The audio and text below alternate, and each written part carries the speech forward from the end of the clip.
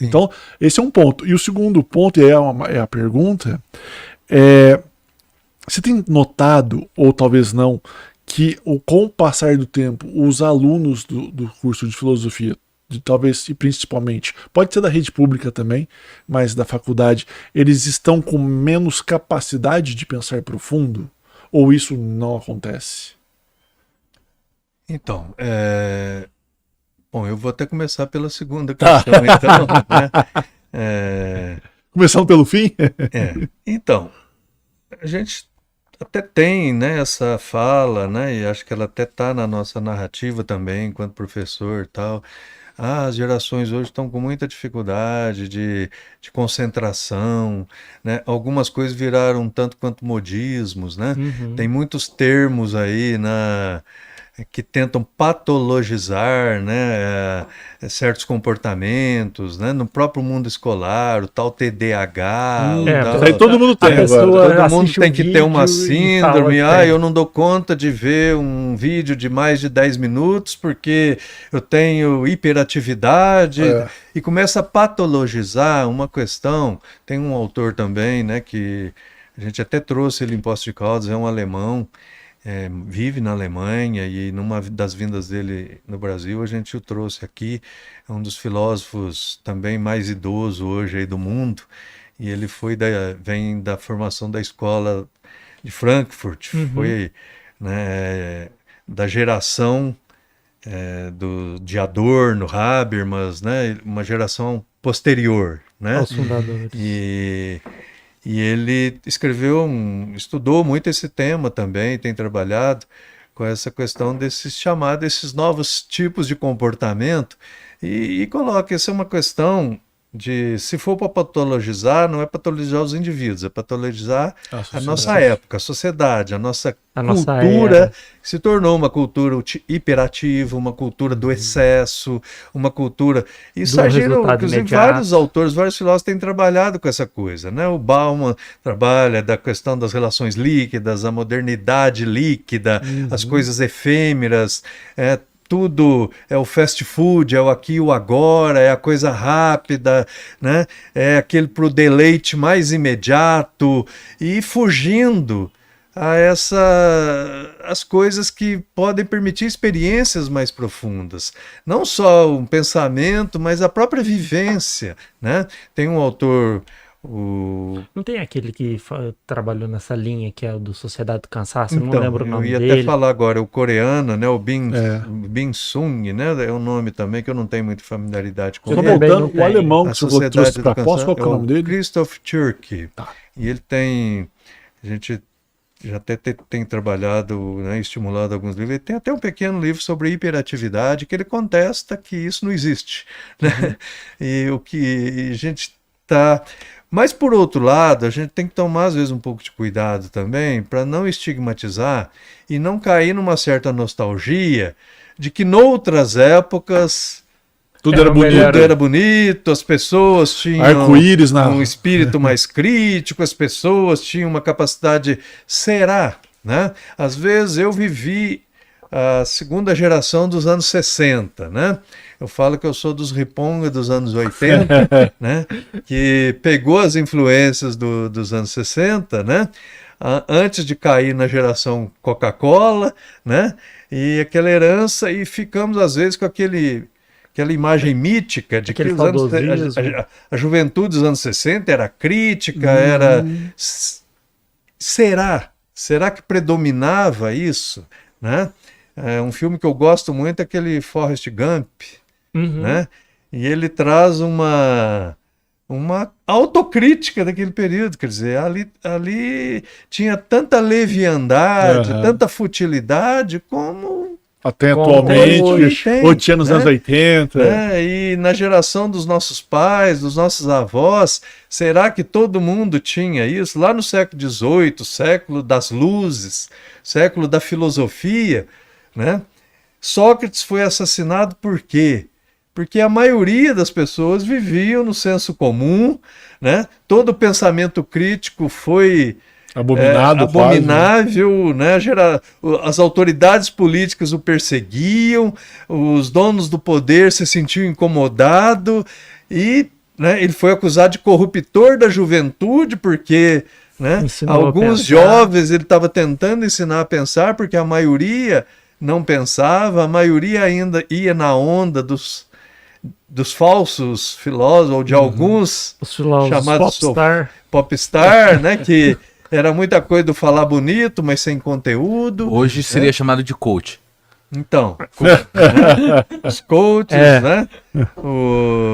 Então é bem por aí, né? A filosofia da autoajuda, né? Aquelas coisas todas. E então eu acho que a gente tem que também dimensionar, né? Com com certo cuidado, para a gente também não estigmatizar. Porque, por outro lado, tem muita gente e muito conteúdo muito bacana, muito bom sendo por daí. E a gente se surpreende. A semana passada eu fui participar de uma atividade de extensão, levei 2 alunos do curso de Direito comigo, a pedido da minha companheira, que aproveito para mandar um beijo para ela. Claro, Claro. o que é isso? Ela Ela vai vai, diretamente àquela câmera Deve ali. estar nos assistindo. ela vai falar assim: você né? demorou meia hora para lembrar do beijo? A Juliana, Para que eu fiz um suspense. pedagoga, agora também bacharel em Direito, Aham. né? E a gente foi fazer uma atividade que faz tempo que ela estava cobrando de ir lá falar com os menininhos de 9 a 12 anos Legal. sobre o mito da caverna. Aí ela fala do mito da caverna para despertar essa coisa. E aí chamei 2 alunos do curso de Direito, do Direito. segundo período, transferi a tarefa Para para ele. eles, até para eles buscar uns videozinhos, umas coisas assim mais adequadas e ajudando a monitorar.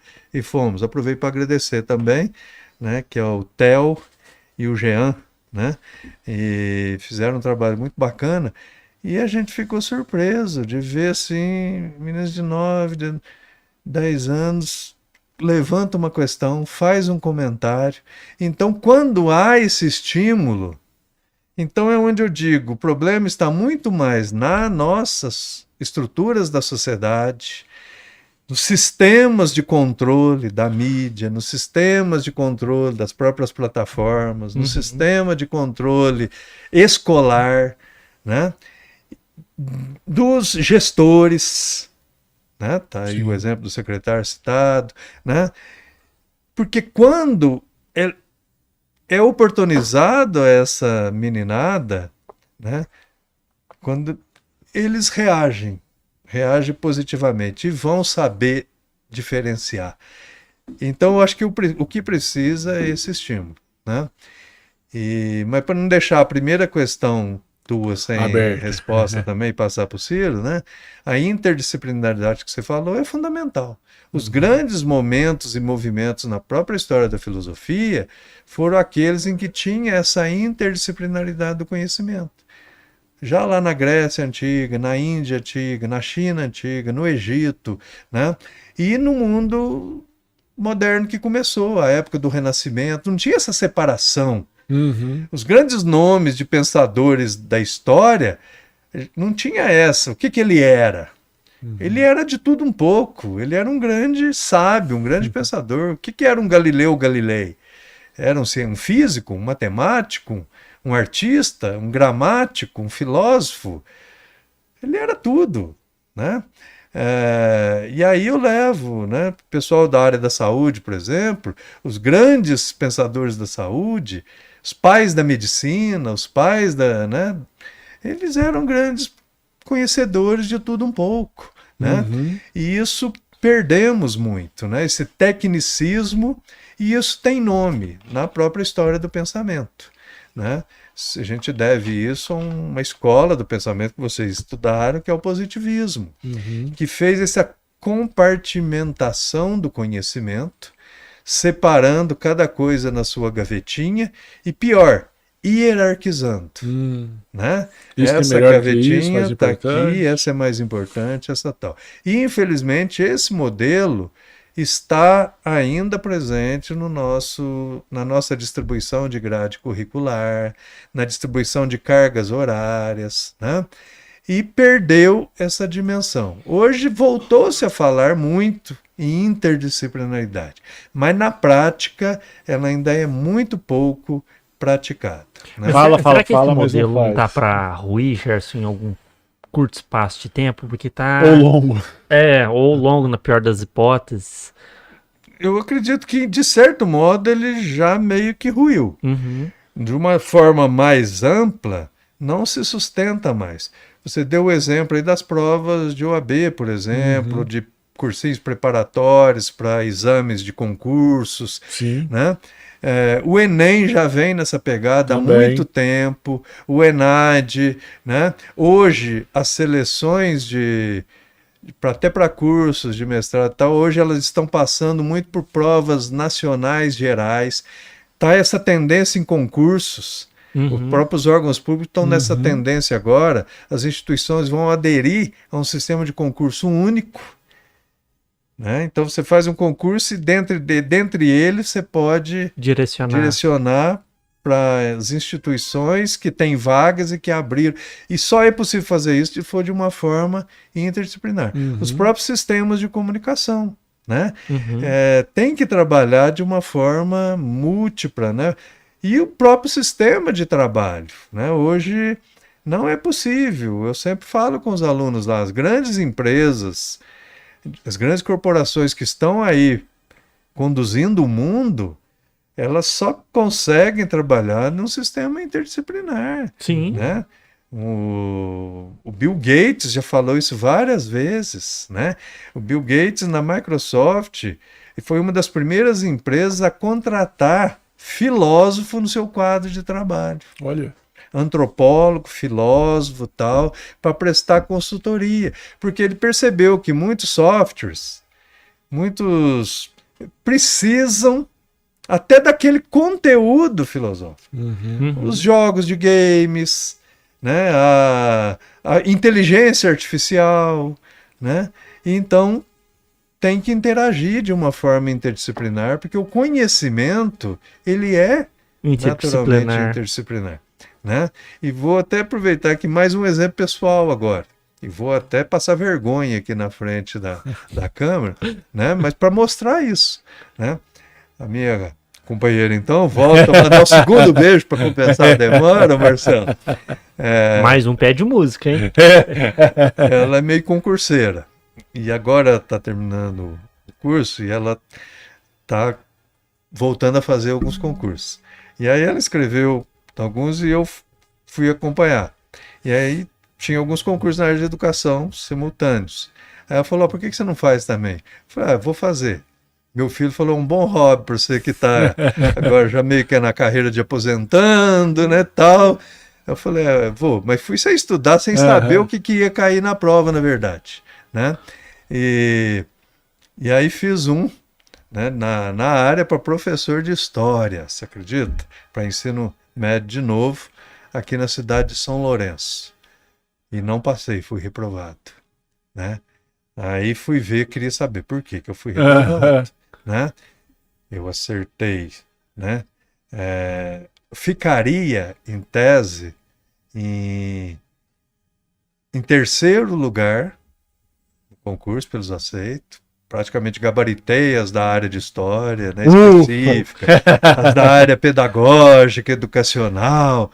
De português errei alguma coisinha lá, umas pegadinhas, mas fui bem, né? Que bom. Ficaria lá, aí pelos critérios de prioridade do edital, por ser mais velho em idade, pelas titulações que eu entraria agora na outra fase, etapa, ficaria, pelas minhas contas, no primeiro. E fui reprovado. Por quê? Porque zerei nas 5 questões de matemática que vieram. Você acredita? Né? Então, a gente tem que trabalhar nessa perspectiva interdisciplinar, né? Então... Não deu nem para fazer uma regra de 3 lá, Gerson, para salvar? Na próxima coloca tudo A. Ou um Bhaskara. Isso eu até ainda fazer, que é uma talvez das 5 coisas que eu ainda tenha ficado. Lembranças, né? Mas umas questões que eu não... Cabulosas, né? Que eu não lembraria por nada, né? E é isso. Então o conhecimento ele é interdisciplinar, né? Você tem que saber aplicar e tem que... Hoje está muito nessa tendência. Você pega um enunciado de uma questão, né? De que ela traz ali embutido vários conhecimentos, né? Ô, Gerson, você comentando isso. Vai lá, pode falar. Eu lembro que tava vendo uma entrevista do Walter Longo. Ele trabalhou com o Roberto Justo, acho que eu já comentei contigo outra vez, o aprendiz, aqueles negócios lá da vida. E ele tava dando uma entrevista que ele falava assim, o home office é muito prejudicial, porque o home office, ele elimina a conversa de café. E aí ele falava assim, a gente tinha pessoas muito capacitadas que a gente gostava de colocar elas na conversa de café. Que talvez seja o que o Bill Gates pensou com os filósofos, também não é colocar eles para dar aula, é colocar eles nas conversas de café, porque é ali que o pensamento desenvolve. A pessoa para de trabalhar, vai tomar um café, bate um papo e ali vem links, vem conversas, vem entendimentos. Às vezes converso com um filósofo lá, né, que tá lá, não vou dar uma aula para você, mas numa conversinha de 5 minutos já vem uma luz. As vivências, cara, eu tava dessa ideia de ter esses insights, essas coisas, pra ser sincero, ontem. Eu tava assistindo Pesadelo na Cozinha, do Jacan, e comecei lá vendo aquela questão patrão, empregado, cada um brigando, e comecei a pensar, por exemplo, me veio direito do trabalho na cabeça. Eu fiquei pensando assim, lá tinha gente que era dono de negócio que nunca foi onde eu percebi, por exemplo, aquela ideia de o empresário corre o risco da atividade, a pessoa realmente correndo o risco de fechar. Você via, às vezes, empregado errando muito, você ficava pensando, gente, será que ele teria alguma coisa para minimizar isso? Tudo foi passando na minha cabeça. Ô, Gerson, eu estou cortando. Não, eu fiz um comentário também. O meu Aí depois, claro que pode comentar em cima também, não tem problema nenhum. Eu ia perguntar, você tocou num ponto muito legal, que era da ideia da gente florear e colocar como os anos dourados o passado, tal e tudo. Você trouxe até o exemplo do filme Forrest Gump, que desmistifica isso um pouco. Mas eu fico pensando hoje em dia, eu não sei se a gente está produzindo hoje em dia um conteúdo filosófico que vai servir lá para frente. Por que eu falo isso? E fazendo gancho com o filme. Lá, por exemplo, pegando a década de 60, no filme é muito explícito que ele fala assim, que as pessoas eram fazendo muita futilidade mesmo, não tinha aquela ideia de só pensamento crítico. Sexo, drogas e rock and roll. Exatamente, né? Era tipo assim, vou usar esse termo, mas não sei se é o correto, só para exemplificar, havia uma espécie de, como o Marcelo disse, sexo, droga, rock and roll, dessa libertinagem. E hoje, mas será que hoje a gente está produzindo algo ou às vezes essa libertinagem ficou ainda mais explícita? Porque, por exemplo, conteúdo que você vê hoje que viraliza, dancinha no TikTok. Sim. Então, eu até não gosto do termo libertinagem, embora eu entenda o que você esteja colocando, né? E acho que aquela época realmente trouxe muita coisa de liberdade mesmo, de nova consciência e tal. A questão é que, primeiro, houve de fato, talvez, uma não compreensão mais profunda do que tudo aquelas mudanças estavam significando em termos de mudança de comportamento, de rupturas, né, tal. E muitos só ficaram no oba-oba, né? Na porra louquice, perdendo o conteúdo mais profundo que está por trás. Até porque aqueles movimentos dos anos 60, a chamada contracultura, tem muito intensamente influenciado pelos filósofos da época e um pouco antes. Michel Foucault, Jean-Paul Sartre, Herbert Marcuse, Karl Jaspers, Erich Fromm, e mulheres também, Simone de Beauvoir, Hannah Arendt, pessoas que anunciavam, vinham falando dessa coisa, né, de romper com aquela estrutura patriarcal da sociedade, com aquela estrutura de poder, com a própria questão do modelo capitalista, né, quebrando também, né? As questões ambientais,